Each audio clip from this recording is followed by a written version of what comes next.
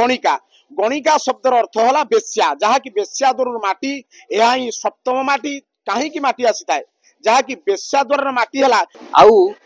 हाथ मात्र किछि दिन धरा अवतरण करिवे माँ दुर्गति नाशिनी सबुआडे मूर्ति निर्माण कार्य आरंभ हो गलानी किंतु ए मूर्ति निर्माण पछरे कौन रहस्य रही माटी केउटू आसे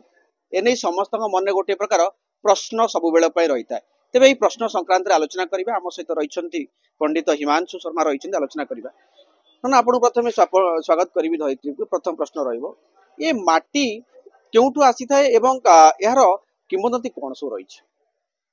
दुर्गे सुत्वा हरति भीतिमशेष जंतु स्तुते स्तुत्वा मतिमतिवम शुभम ददासी दारिद्र दुख भयहारिणिका कोदन्या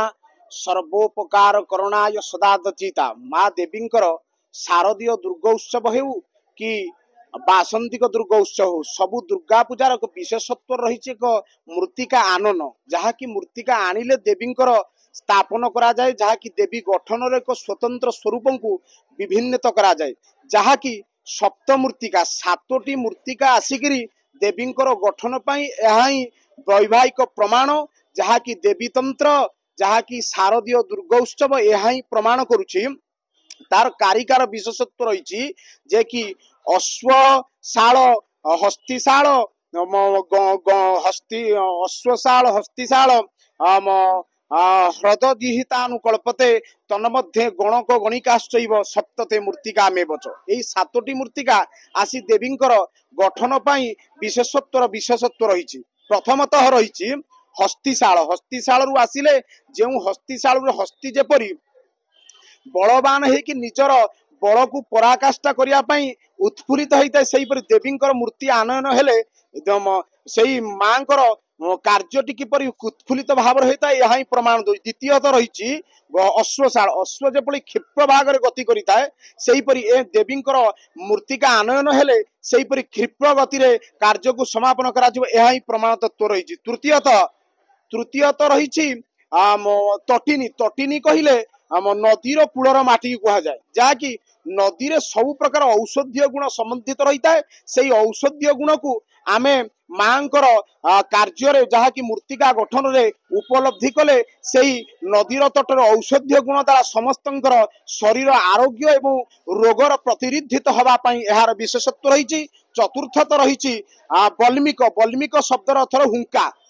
जेपरी हुंका निजर मूर्तिका को ऊपर ऊपर करी गठन करिथाय सेहीपरि समस्तंकर आयुर आरोग्य जशस्थ बद्धता देवी संत बालुका तत्ते जे भी समस्तंकर आयुर ऊपर ऊपर सहित संबितता यहाँ ही प्रमाण दउची ह्रद ह्रद जेपरी निजर अहेतुक संपत्ति को विस्तारित कर निजर प्रमाणित तत्व करुची ह्रद ही यह प्रमाण करुची देवींकर गठनर रूपकारित देवींकर गठनर विभिन्नता मध्य ह्रद ही प्रमाण करुची समस्तंक सहित समानता गठन करबा पंचम षष्ठत रही गणक गणक शब्दर अर्थ है जहाँकि ज्योतिष सबु ग्रह माने यही देवी पाखरे निमंत्रित रही था जहाँकि समस्त ग्रह दृष्टि निवारण करने गणक शब्दर तारा नाहक जहाँकि सबु से ग्रह रोगर उपाचरण करने यह विशेषत्व समाप्त रही गणिका गणिका शब्दर अर्थ है बेश्या जहाँकि बेश्या द्वार माटी यह ही सप्तम माटी कहीं माटी आसी थाए जहाँकि बेश्या द्वार माटी है जड़े आनंदित होउची एवं जड़े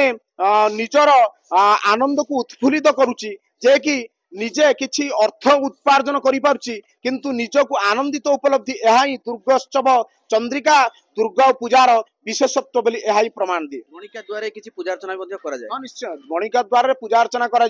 पूजा अर्चना से मूर्तिका को संस्कार करा पंचामृत सेचन करा एवं सबु प्रकार कार्य सिंदूर चंदन या देवींकर आगमन पाई देवी सहित किसी बेलपत्र जहाँकि नीति नियम आम संस्कृति रही परंपरा ऐतिह्य ताहा ही करा जाय देवींकर मूर्तिका गठन पाई अणा जीवर यह दुर्गा चंद्र प्रमाण करे। अच्छा सेठारे किए महिला माने किबा पुरुष माने उपस्थित थिबे सेठिकार पर जो माने लोक ना ना तार विशेषत्व रही जो माने मूर्तिका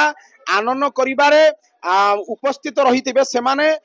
नित्य नियमित भाव में संस्कारित थिबा दरकार ଯାହାକି ବହୁ ଦିନ ଆଗରୁ ସେମାନେ ନଖ ଦାଢ଼ି କାଟି ନଥିବେ, ତତ୍ସହିତ ସଂସ୍କାରିତ କୌଣସି ମଦ୍ୟପାନ ଏବଂ କୌଣସି ମାଦକ ଦ୍ରବ୍ୟ ଗ୍ରହଣ କରିନଥିବେ ଏବଂ ସେମାନେ ନିତ୍ୟ ନୈମିତ ସଂସ୍କାର ବିବଧାନ କରି ଦେବୀଙ୍କର ମୂର୍ତ୍ତିକା ଆନୟନ ପାଇଁ ଉପସ୍ଥିତ ହେବାରୁ ସେଇମାନେ ହିଁ ସେମାନଙ୍କ ମୂର୍ତ୍ତିକା ଆନୟନ କରିବାର ଦେବୀଙ୍କର ଗଠନରେ ଉପସ୍ଥିତ ରହିବେ। ବହୁତ ବହୁତ ଧନ୍ୟବାଦ। ଯେମିତି କି ସୂଚନା ରଖୁଥିଲେ ପଣ୍ଡିତ କି ମୋ ସହିତ କି ଯେଉଁ ପ୍ରକାର ମାଙ୍କର ମୂର୍ତ୍ତି ନିର୍ମାଣ କାର୍ଯ୍ୟ ଜାରି ରହିଛି ତା ପଛରେ ଥିବା ରହସ୍ୟ ପ୍ରତ୍ୟେକଟି କିମ୍ବଦନ୍ତୀକୁ ସିଏ ସିଧାସଳଖ ଭାବରେ ଧରିତ୍ରୀ ଆଗରେ କହୁଥିଲେ। ତେବେ ସମ୍ପୂର୍ଣ୍ଣ ରୂପେ କହିବାକୁ ଗଲେ ଗୋଟିଏ ବଡ଼ କଥା ଯେ କହିଛନ୍ତି କି ଗଣିକା ଦୁଆରୁ ମାଟି ଆସିବାର ଯୋଉ କିମ୍ବଦନ୍ତୀ ତା ନିହାତି ଭାବରେ ଗୋଟିଏ ବଡ଼ କଥା, କାରଣ ସେଇଟାକୁ ଗୋପନ ନୀତିରେ ମଧ୍ୟ କରାଯାଇଥାଏ। ତେବେ ଏହାକୁ ଯଦି ସମସ୍ତେ ଏହାକୁ ଜାଣିଯିବେ ନିହାତି ଭାବରେ ସମସ୍ତଙ୍କ ମଧ୍ୟରେ ଥିବା ପ୍ରଶ୍ନ କେଉଁଠି ନା କେଉଁଠି ଉତ୍ତରରେ ପରିଣତ ହୋଇଯିବ। କଟକରୁ ପ୍ରଭୁକଲ୍ୟାଣ ପାଲ, ଧରିତ୍ରୀ ଲାଇଭ୍। ସୁବିଧାରେ ଆପଣଙ୍କୁ ସ୍ୱାସ୍ଥ୍ୟ ସେବା ଯୋଗାଇ ଦେବା ଆମର ଲକ୍ଷ୍ୟ। Hi tech medical college and hospital Bhubaneswar.